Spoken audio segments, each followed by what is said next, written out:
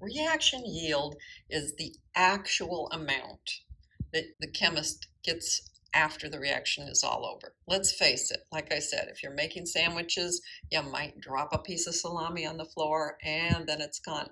Or you might even manage to drop the whole sandwich on the floor, in which case, again, it's gone. So in the lab, what we find is we have a tendency to find that the theoretical yield is more than what we actually got. As a result, our actual yield will be whatever we weigh, it's usually weighing, because it's usually a solid, at the end compared to what we thought we would get, and then multiply by 100% so that it's in a percentage form. Here is an example for us to work through. We have some iron 3 oxide, and we're using a blast furnace, which will use carbon monoxide to create pure iron and carbon dioxide. They want to know if I put in this much iron 3 oxide and I got this much iron, what's the percentage yield? We have our balanced equation, and I'm going to leave out what the phases are for the moment because that's not important in this particular question. Now, they tell us we had 15.0 kilograms of this. When we were done, we got 8.8 kilograms of this. And they're asking for the percentage yield. So I will have to figure out what the theoretical yield is. I already know the actual yield. And then I can use the formula for percentage yield. Let's scope this out. First of all, kilograms. Let us say that we have 15,000 grams, using what kilo means to convert it into 15,000 grams. And then we need to know how many moles this is. Because I'm starting in an area where I have grams, and use the molar mass to turn into moles. Then I'll use the formula to switch between one mole and the other type of mole. And then I can use molar mass to go back. So what I'm doing is I'm ignoring this number because I'm trying to find out what the theoretical yield is. This one is the actual yield. Well, what does 1 mole of this iron 3 oxide have for mass?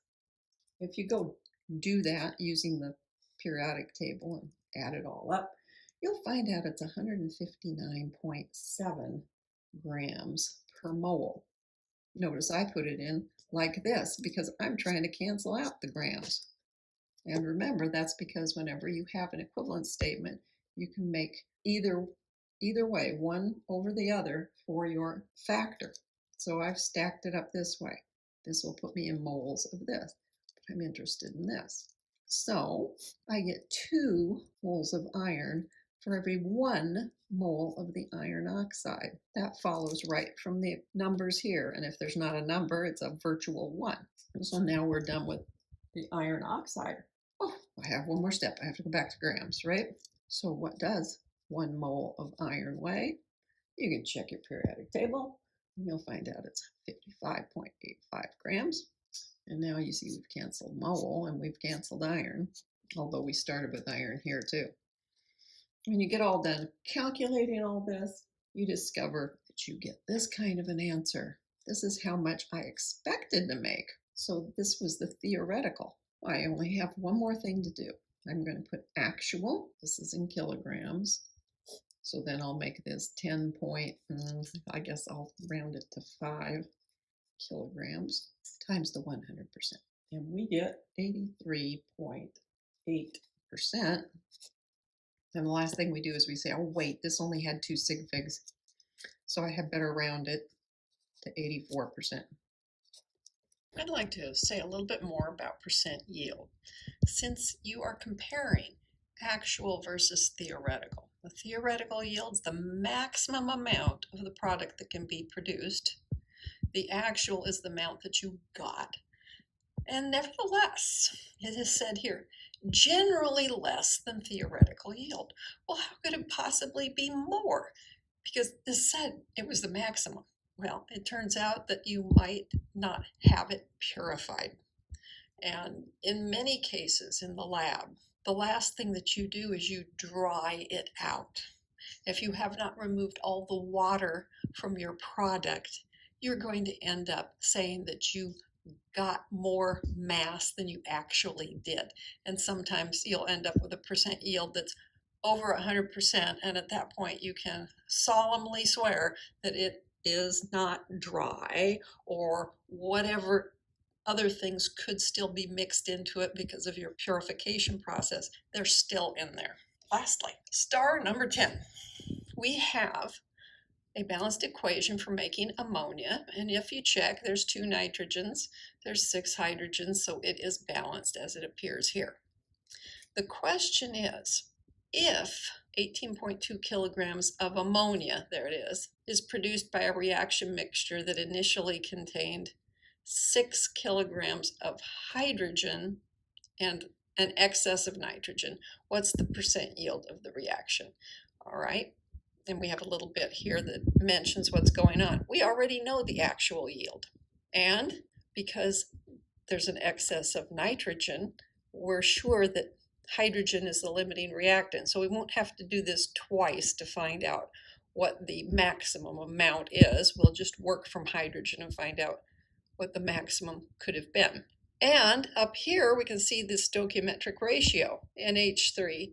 2 of them to 3 of the diatomic hydrogens. So we can set this up. I find that sometimes when I use this with the double-headed arrow that people get a little confused. So another way of saying this is I'm starting at grams, in this case of hydrogen. I'm going to move to moles, and because of the balanced chemical equation, that means that I can put a double circle on this because I'll switch from moles of one thing to moles of another. And then I can go on and finish and figure out grams of the ammonia. So let me say that I am looking for, question mark, kilograms of ammonia. I know that I am starting with 6 kilograms of hydrogen, 6.00 kilograms of the hydrogen. So I'm right here. In order to make this move, I'm going to use the molar mass. And they've been kind enough to give me the molar mass for the hydrogen. I'm going to stack it up this way because I want to know about moles of hydrogen, and I want to get rid of the grams of hydrogen. That will bring me to here. Then I will use the stoichiometric ratio. Right now I'm in moles of hydrogen, so I want to get rid of hydrogen and get into ammonia. So I look up here and it's like, okay, 2 in front of the ammonia, 3 in front of the hydrogen. So a 2 here and a 3 there. And then lastly, I'm going to move to here. So I need the molar mass of ammonia. I'm in, at this point, moles of ammonia. So back to here, 17.03 grams per mole. That will give me kilograms of ammonia. Now, you'll notice, here's kilograms, but I was using grams and grams here. Kilo means times 10 to the third, right? I could just say that when I'm canceling, I'm just canceling the grams. And here I'm canceling the H2 and leaving the moles. That's kind of weird, but okay. And so when I'm all done, I still have a kilo. I have grams, but my moles are gone, and I'm in NH3. That's the only thing left. Whoa, okay, little weird. I set things up like that, and then people are like scratching their heads going, what did she just do? So 33.8 kilograms of NH3 is what is left as a theoretical amount. Okay, I've done a lot of work. Better go and check. What was the question? What is the percent yield? Well, I haven't answered that question, so I'd better do that. So to set it up, percent yield, the actual amount, they said it was 18.2 kilograms of NH3. And we said theoretical was 33.8 kilograms of NH3. The units completely cancel. Multiply by 100%. And you're going to get a 53.8 yield. Oh, okay.